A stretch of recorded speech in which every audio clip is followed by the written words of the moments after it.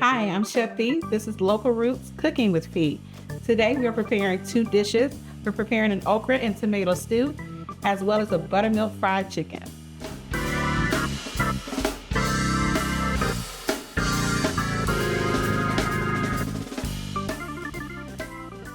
Our first dish of today is going to be an okra and tomato stew. The okra and tomato stew, you heard it, two main ingredients, okra and tomatoes. We're also going to add some roasted sweet corn to it. And we're going to do some trinity there. So we're going to have some celery, some bell pepper, and some yellow onion. All right, so this dish is very, very comforting. It's soul food at home and it's straight from the South. All right, the first thing we're going to do is cut up our okra. We're going to cut up in nice little sizes here. About this size. We're going to get those end pieces away so we can just have the body of the okra. Now, okra does get a little slimy, as they say, but it's not really slime. It's mucilage. And this actually works as a thickener in the stew. So it's really, really good. And it's good for you. It's full of fiber, which is good for your digestive system. All right, next up, we're going to chop our tomatoes. We have some tomatoes on the vine here. They're nice and juicy and plump. They're perfect for stewing. We're going to get those cut up. And it doesn't have to be a perfect dice. It can just be a chop, a little rough chop here. So back in the day, they used to find whatever they could find and put it in stews and casseroles and things like that. So this is why this dish really, really works. It's a very creative with the okra, with tomatoes. And then you can kind of make it your own. You can add some seafood to it. You can add some shrimp, some crab. I'm adding corn today because I just like the bite of the corn in it. And it's nice and sweet. And there you have it. We have some chopped tomatoes here. So I have my skillet here heated. That's a good rule of thumb when you're cooking, to go ahead and heat up your skillet. Try to do it on medium heat just for a couple minutes. That way when you're adding your oil and then you're adding your veggies, they're cooking right away. So we're going to add in about 2 tablespoons of olive oil. And then we're going to add in our trinity. Remember, the trinity is the celery, the bell pepper, and the yellow onion. Hear that sizzle? And we're going to give that a saute. The good thing about starting with your trinity here is it's going to give off some moisture. So when I add my garlic in a little bit, the garlic won't burn because of the moisture of the vegetables. I'm going to go ahead and add in some diced garlic here.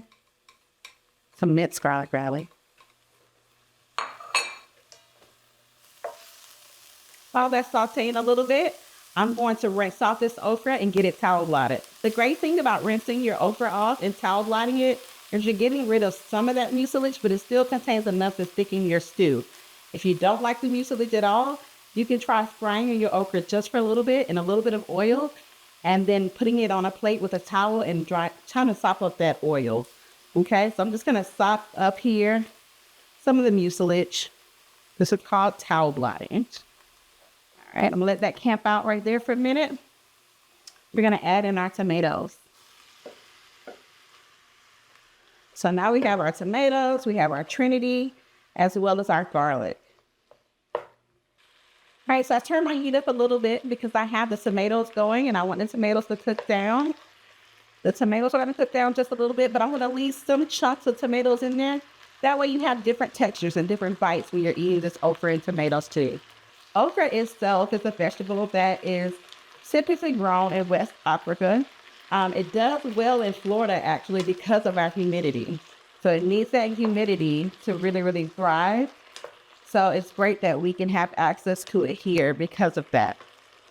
We're going to go ahead and add in some seasonings here.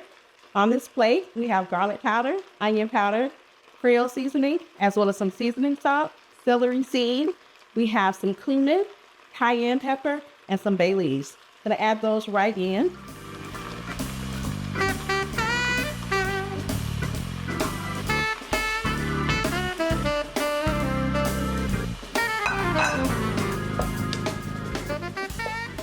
Onion powder and garlic powder are also guilt-free seasonings. You can use as much of those as you want.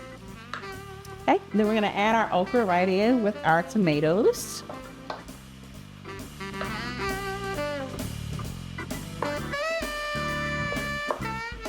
And this is actually going to stew on its own. We're going to let it simmer for about 10 minutes. Then we're going to add in our roasted corn. So our okra and tomato stew, the tomatoes are stewing down. We're gonna actually put up some roasted corn here. The roasted corn I roasted in the oven on 400 degrees for about 10 minutes. So it still has a nice little bite to it, a little crunch. We're gonna add this in on the end, but I'm gonna go ahead and shake the corn off, okay? I'm gonna hold the corn down like this and just give it a rough chop here. Some corn might fly away, but we'll pick it up and add it in there too. All right, and as soon as our stew is ready, we're gonna add in our corn. So as you can see, our stew is stewing down. So our tomatoes, you see some chunks there, but there's a lot of liquid inside of our stew. That's a good sign that our stew is doing what it's supposed to be doing. Okay, it's looking good. We're gonna go ahead and add in our corn. So basically all we're doing here is just kind of heating up that corn. It's already cooked. We're just heating it up a little bit. Okay, so now we have our okra and tomato stew. It's ready to go. We're going to add it into a bowl and top it with some rice. So we're getting our okra and tomatoes plated here. I have the okra and tomatoes on the bottom and the rice on top. You can eat it with this separate if you want to, but it's better when it's all mixed in. And there you have it. Okra and tomato stew.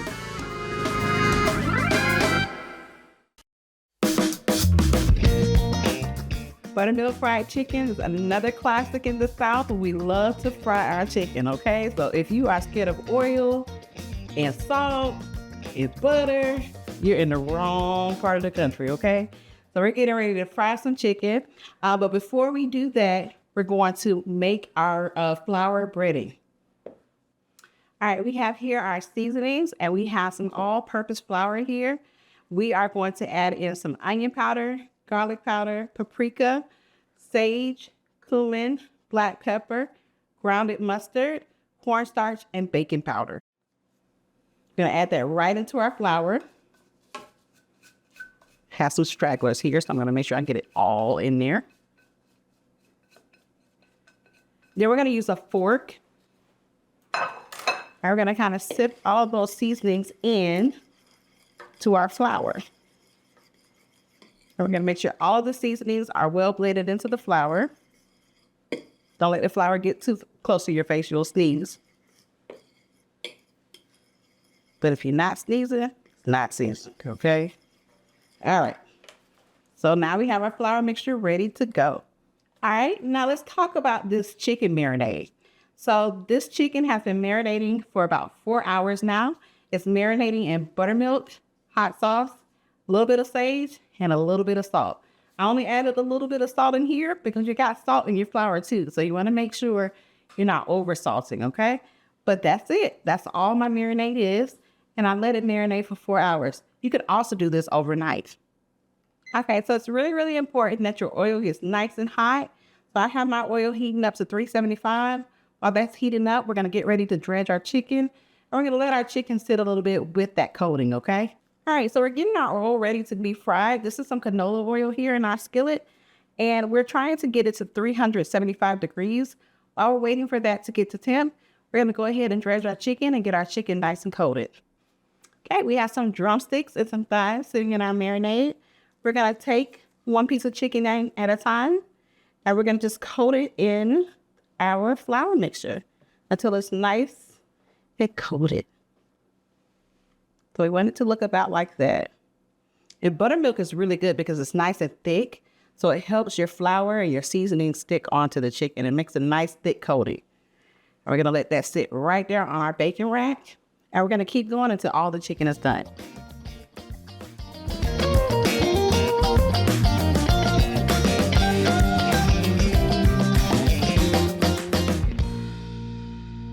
All right, so now we're going to check our oil to see if it's ready to go. I'm going to cheat a little bit and use a thermometer, but back in the day, they didn't have these thermometers. Okay, so they technically would use flour. They will take a little bit of flour, add it to the oil. If it's spread apart, it was ready to go. Or add a little sliver of onion or just a little tiny piece of chicken skin. All right, we're going to check our oil here.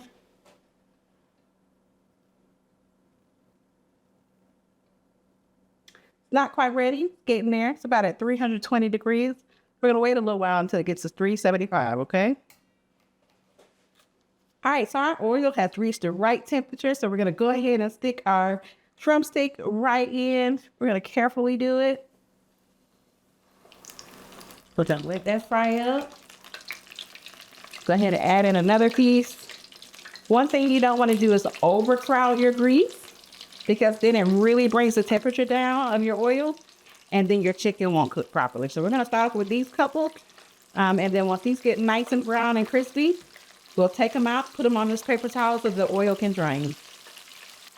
All right, so our chicken has been frying for a little while, for about a few minutes on the other side. I just flipped it over so that it can fry on this side for a few minutes. You really want this nice brown color that you see here on the chicken. The skin is nice and crispy. One of my favorite things about being at my grandmother's house and my auntie's house was coming in and smelling all of the foods being prepared. One of my favorite foods to smell when it's being prepared is fried chicken. Used to love the smell of it. So this is really, really home to me. It feels like home to me to be able to cook chicken the way that they did it. All right, so I'm gonna let the chicken drain here on a paper towel that is on top of a plate, and that's gonna help absorb some of that excess oil.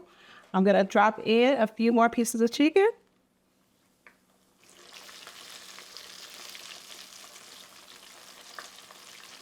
And we're gonna let that go for a couple minutes on that side, and then we're gonna flip it over for a few more minutes. And then when those get nice and crispy and brown like these, we'll be ready to go.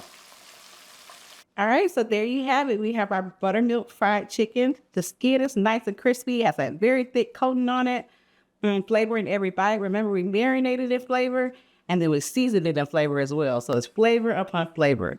So here's our crispy fried chicken. Well, I hope you enjoyed our session today with Local Roots Cooking with Feet. We did our okra and tomato stew as well as our buttermilk fried chicken.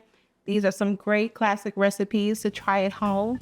They were tried many, many times in my home, which is where I learned how to prepare these dishes.